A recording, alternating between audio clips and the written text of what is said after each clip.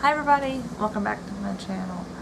Today I just kind of wanted to talk to you guys and give you a health update of what's been going on with my interstitial cystitis, or IC.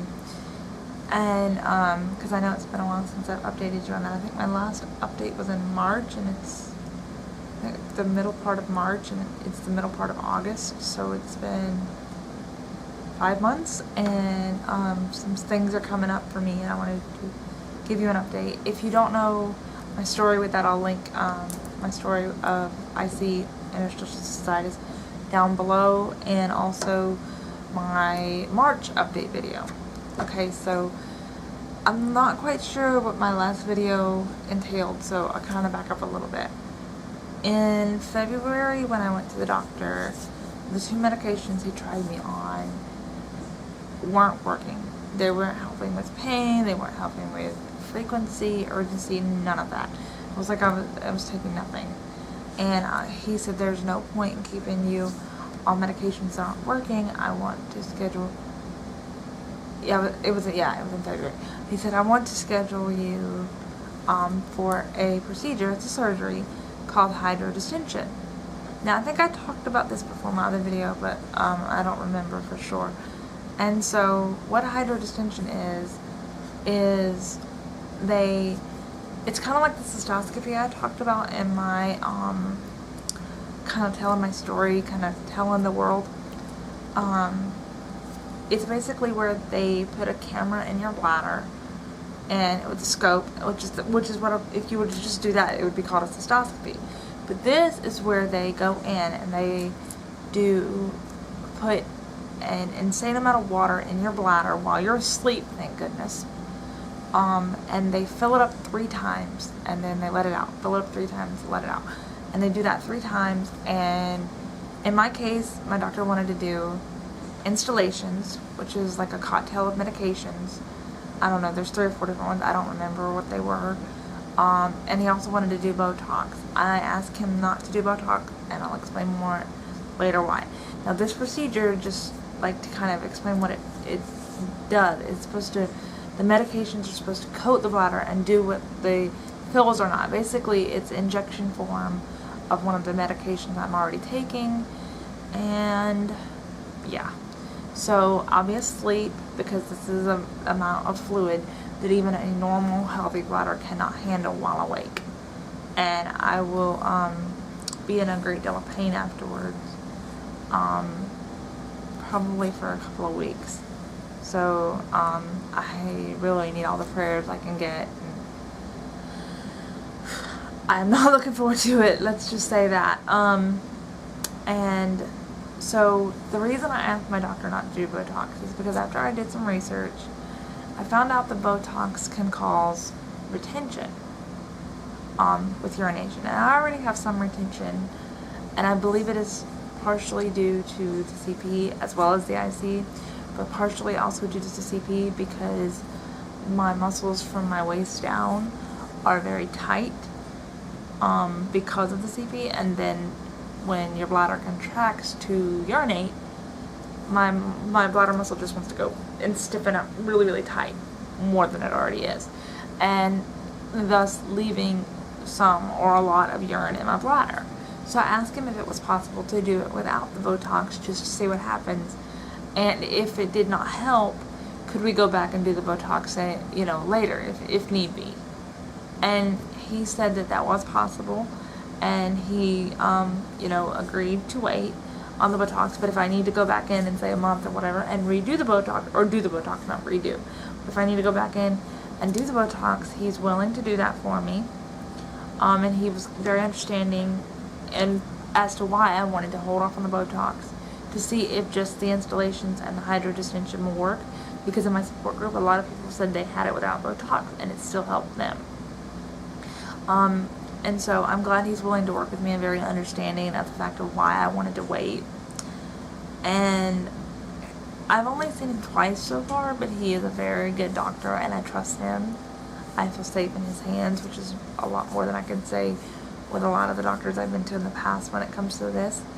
And so I am very afraid. I'm gonna be very vulnerable and very honest right now. I am very, very afraid of what's to come. I have the hydrodistension. Today is the 10th.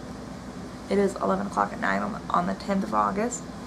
My hydrodistension will be on the 16th of August, and I am very afraid of what's to come. The last that I had, I'm 26 now, was when I was 3 years old, and they were both CP related. I don't remember really either one. I remember small little bits and pieces, and I know the stories and all that kind of stuff, but I was so young. That was 23 years ago. I don't really remember anything. Although I do remember a mask that smelled like bubblegum. I do remember that, and I still have it, believe it or not. And I found it a few years back, and it still smelled like bubblegum, so that was some powerful stuff. But other than that, I don't remember anything, and so I am very afraid, not so much of the surgery itself, but of the anesthesia, because when I fall asleep now, it's, for lack of a better way to put it, under my own free will. When I go under anesthesia, I'm not going to have a choice, if that makes any sense. So that kind of freaks me out a little bit. It doesn't really scare me, it just kind of freaks me out a little bit, if that makes sense. But also what I'm most afraid of is the pain following the surgery, because I know more than likely I will be worse for a few weeks afterwards than what I already am. And I can't imagine being worse, and hopefully it will help. Unfortunately, there have been people that have told me they've had it and it's made them worse. So I pray that it does not happen to me, because I can't imagine living in more pain than what I already am. I can't. There's no way I could even function. I have a hard enough time functioning to do I have a hard enough time functioning to do simple tasks now, you know, without being in pain. I can't imagine being any worse. And then after my surgery, I don't know if this part's true. The surgery scheduling lady is going to find out for me. The installations that are put into the bladder, which, like I said, it's a cocktail of medications, sort of like what I'm taking now, just in injection form. She's going to find out if that injection has to be held in the bladder for 45 minutes to an hour after surgery. She says she's never heard of that, but a lot of people in my support group said that that's what happened with them, and I know everybody's different, but I just wanted information on it, and so she's going to see what she can find out for me. And I go back for a follow-up. I'm looking at the calendar. I go back for a follow-up on the 25th, which is 8 days after surgery. So, yeah. And Brittany will be coming with me. She's arranged with her boss to get a few days off. Yay! I just wish it was under better circumstances, and I doubt very seriously we're gonna vlog. I will tell you this. I have asked her, because, you know, like I said, it's been 23 years since I've been under anesthesia. I have asked her to kind of video me when I'm coming out of the anesthesia, just so I can see, am I loopy, am I normal, am I just sleepy? I just want to see, you know what I mean? And she has agreed. I told her that I was not responsible for anything I say while I'm under anesthesia or coming out from under the anesthesia. And I can see it now, let's put it that way. And so, you know, she said she'd video me so I could see. And if it's not too personal or too invasive, I might upload that, mostly for awareness purposes. Because for me, when I was first diagnosed and when I first self-diagnosed, I was looking for things like that, like hydrodistension things, and, you know, more than just someone sitting down talking about it like I am right now. I wanted to know what it was, I guess to say, physically like to go back and forth to the doctor to deal with this, the injections, this, that. And I understand why people wouldn't want to upload something like that, because it is very personal and private and things like that. That's why I don't even know if I'm going to upload it.